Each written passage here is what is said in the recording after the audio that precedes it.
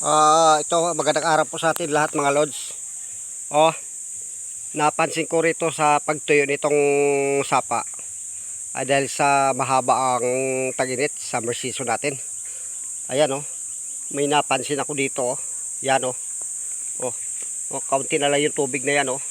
May inabutan dito na ibon. Ayan oh. Hindi makatayo, sa gutom siguro ito dahil wala nang isda eh. Oh. Yan oh. Oh, yan oh. Oh, yan oh. Oh. Nangihina na dahil sa gutom. Oh, yan oh. Nangihina na mga lods. Ito yung isda ang kinakain nito eh. Ayan oh. Isda ang kinakain na maliliit, yung mga kataba. Ay wala na siya makain, hindi siya akala namin sabi ko at hindi na lumilipad ito. Ayan oh. Oh.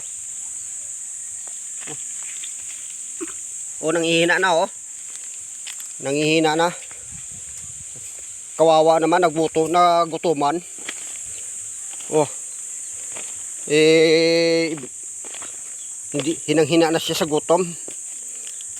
Dahil sa pagkatuyo ng sapa, naubusan ng maliliit na isda ng kain dito oh. Yan oh. Oh. Humina siya.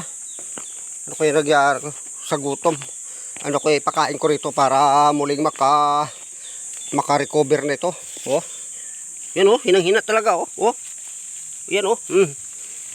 Sa gutom to oh. Ayan oh. Kahit makainom lang sana siya ng tubig oh. Yan, yan. Oh, inom ka ng tubig oh. Ayan oh. Oh.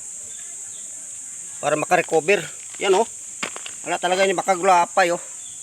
Ayan oh. Kawawa. Nagutuman pati ibon. Oh. Yan oh. Hinang-hina siya oh. Talaga naman.